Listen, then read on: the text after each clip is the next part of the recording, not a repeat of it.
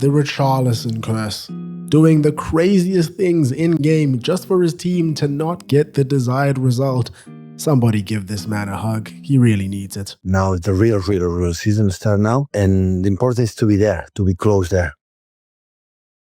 Yep, I just got word from Pep himself that this season will in fact only start next week. Word on the street is that Arne Slot and Virgil van Dijk hope for something similar. On a weekend where both their recent title rivals dropped points, it really could not have gone any better for the Gunners. Meanwhile, Liverpool continued to fall further and further into the abyss. I refuse to believe that Konate is a Real Madrid top target right now. This guy's low-light rate per week is astounding. He's reaching 2021 Harry Maguire levels, which is probably a good reminder to all of us that redemption can always be around the corner. That's some Monday motivation for the fellas out there. Hi, hello, hope you're doing well. Welcome back. It has been a while since I've posted and you guys have seen me, but I do have a good reason for that. I'll show you right now.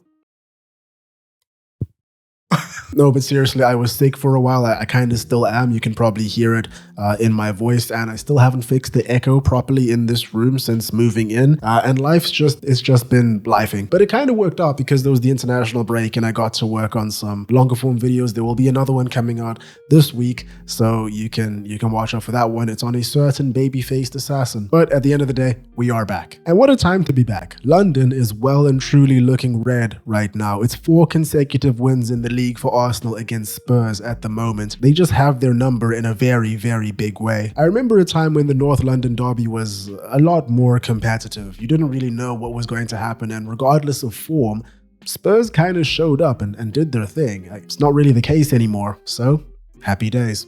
For Arsenal, not for Spurs.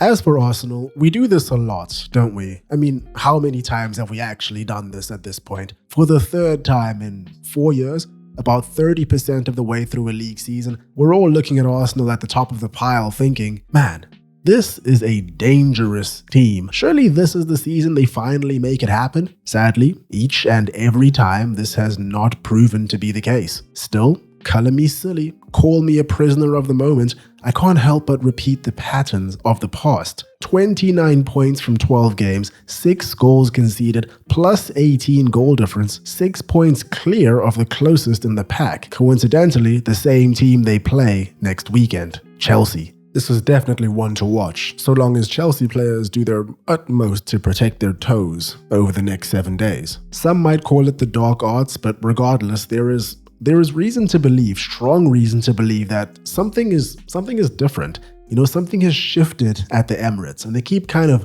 proving why, kind of weekend on weekend. Like I said, I know we're early into the year, but still, I was joking. I'll give you an example. I was joking with a friend of mine the other day about how Arsenal can't score goals from open play and how that's going to be ultimately one of the main things that does them in if they just keep relying on set pieces. And I say I was joking, but I was only half joking. Literally. Because I think before this game, 50% of Arsenal's goals came from set pieces. So you can't say there's an over-reliance there because there's actual natural balance there, but it's still something concerning. And then they rock up to this game and score 4 open play goals. Eberici Eze clearly heard me talking smack and did something about it, which brings up another interesting point about something shifting with this squad. No Martin Odegaard, no Gabriel, no Havertz, no Gyökeres. Other than Gyökeres, these are all players that, if Arsenal were missing only a couple of months ago, you wouldn't really think that they would be able to perform. And by the way, this is Arsenal's best strikers, best midfielder, and best defender, all gone. Yet Arsenal are playing at the level that they're playing at. I mean, to be entirely fair, the team they just trumped isn't exactly a perfect picture of functionality. Spurs haven't had a bad start to the year. In fact, they're actually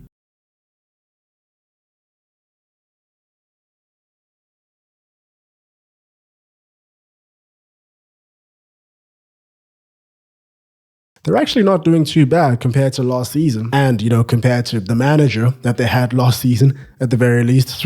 Talk about speed running Premier League manager jobs. The Ange Postecoglou way remains a mystery to all. 8 games in charge of Nottingham Forest, 0% win rate.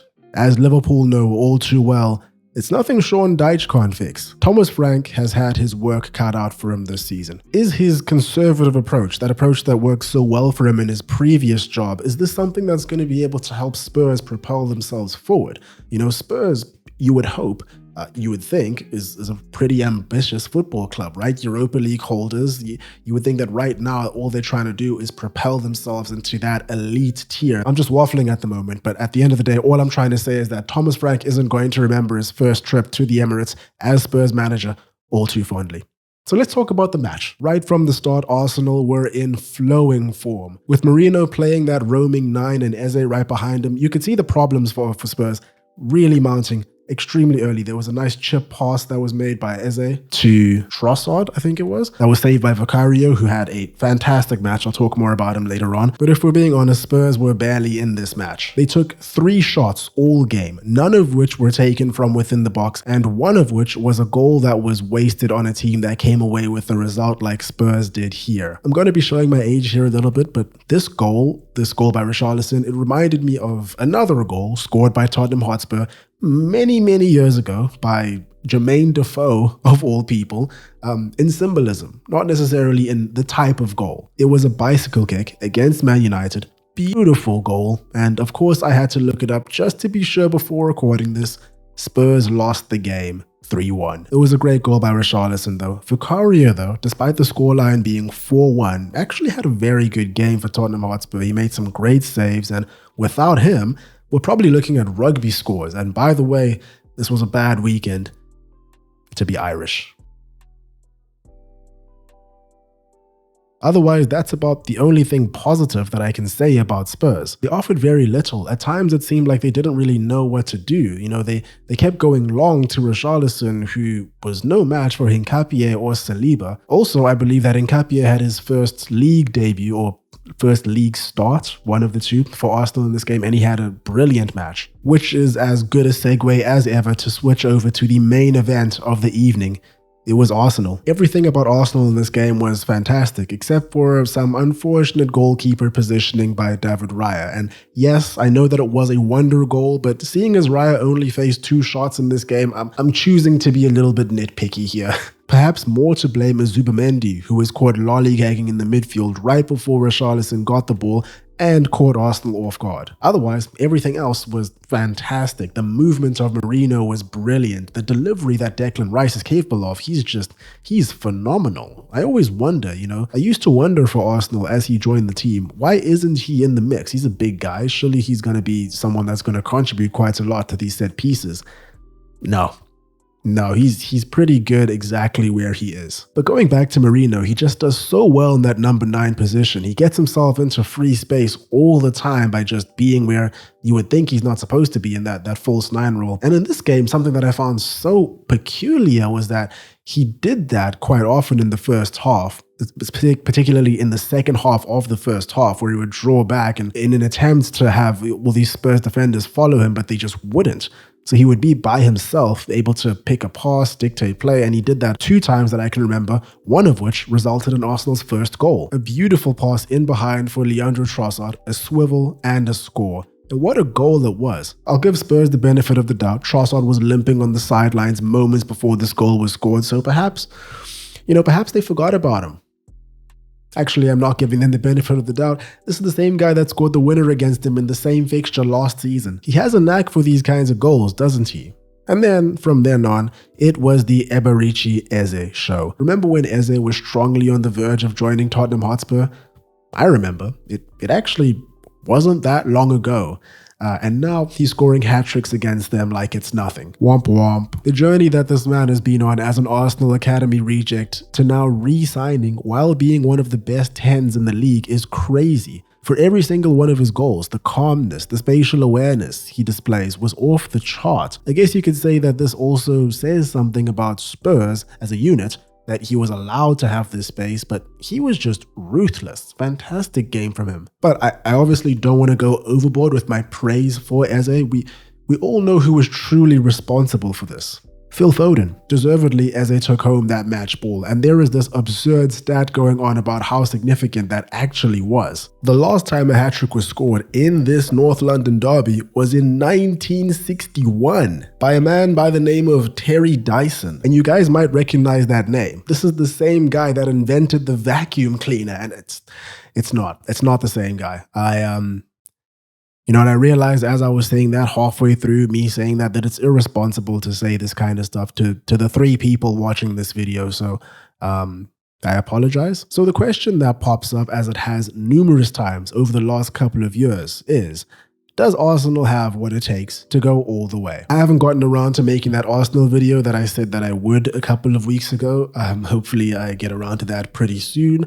But we've seen Arsenal flounder, you know, in recent years. We've seen them get up to really, really strong positions, get really comfortable, only to lose it thanks to the combination of strong adversary and internal combustion. But it's like I've said a couple of times in this video thus far, something is different, I feel. I know we're only 12 games into the league season so far and a handful in all the other competitions, but I've already personally seen Arsenal, you know, have dreary games and hold on for points. Manchester United, first game of the year. I've seen one-sided demolitions, like against Spurs. We already know that Arsenal have all the tools necessary to break down low blocks and expose them, but even if that doesn't work, what is literally one of the only things in football that no team can avoid, regardless of quality?